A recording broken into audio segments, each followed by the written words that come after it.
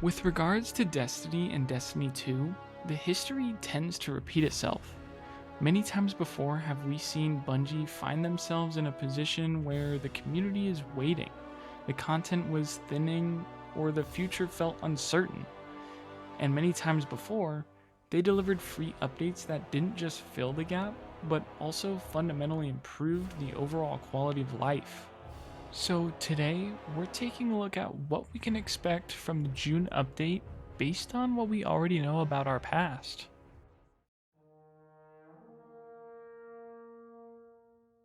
In 2016, we had the April update following the release of The Taken King. It was a free edition that brought us the Challenge of the Elders and, more importantly, the one-to-one infusion system we all know and love today. And then, more recently, we had Into the Light, before the release of the final shape, which gave us Onslaught and brought back fan-favorite weapons.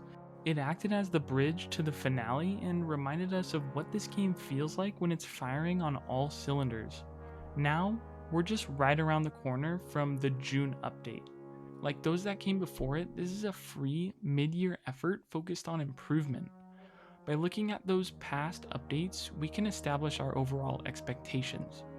It isn't about a new campaign or a new destination. It's more about gameplay stabilization and building a better foundation for the future of Destiny. The focus of this update is to retroactively apply existing systems to older content. Now, I'm not going to sit here and act like these systems shouldn't have been in the game already, but it's still exciting nonetheless. The Tier 5 system has been a part of our gameplay loop ever since the addition of Edge of Fate. Now Bungie is deciding to turn that focus toward the past. 10 dungeons and 9 raids are being updated to utilize this Tier 5 system. This is a pretty significant cleanup. It means that nearly all raid weapons, aside from the crafted weapons which are getting a bit of a different treatment, and all dungeon weapons are being brought up to the modern standard. By allowing this legacy gear to reach Tier 5, Bungie is removing all arbitrary power gaps between old favorites and the gear we currently have sitting in our vaults. This extension includes our armor as well. All exotic armor pieces are getting brought into the Tier 5 system. This is expected to involve a material grind to maximize the stats and potential of our exotic builds. It's a practical way to ensure that the time we've spent over the last decade building our collections remains relevant in the current sandbox. Then there's Pantheon 2.0. The April update had Challenge of the Elders, and Into the Light had Onslaught. Similarly, the June update will have Pantheon 2.0. There are rumors that this iteration will showcase vaulted raid encounters, though that's not been directly confirmed by Bungie themselves. I would hope that older raid bosses from maybe Leviathan, Scourge of the Past, Crown of Sorrow, and Spire of Stars would make their way into Pantheon 2.0, because those are some of the most beloved raid encounters of all time. It would also be a way to engage the game's history without the technical burden of unvaulting entire destinations. Bungie has also confirmed that the not swap modifier will be disabled for this mode, allowing you to change your loadout mid-run to adapt to different bosses. There also appears to be a catch-up mechanic for players missing older exotics, sort of like what they did with Rite of the Nine. It's a pretty straightforward improvement that only helps the morale of players. We are also seeing the expansion of the set bonus system.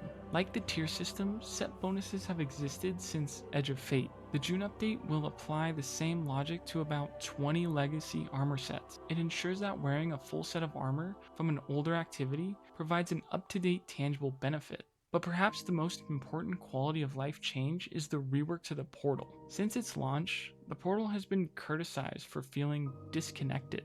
I talked a little bit about this in my previous video, but even though the portal functions, it still lacks the scale of the original director. In June, Bungie is adjusting the UI and repairing modifiers to increase the depth of the system. The goal is to restore some of that world feel while maintaining the efficiency the portal was designed for. In turn, it feels like this is a pretty necessary adjustment to be made. When we look back at the April update and Into the Light, we see a pattern. These updates happen when the game needs to stabilize its foundation. They are moments of technical housekeeping that often end up being some of the most memorable periods in franchise history.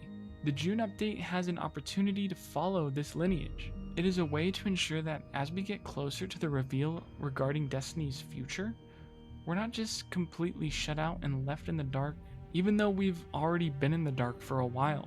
Primarily though, it's an update for the people who are still here, holding on to the gear they've carried for years. Whether the future of Destiny reveal leads to a confirmed Shattered Cycle or a long-rumored Destiny 3, the work being done in June provides the baseline for what comes next. We'll be watching that future reveal closely to see how it all fits together. But until then, hope you guys enjoyed the video. Thank you guys for watching, and I will talk to you all later.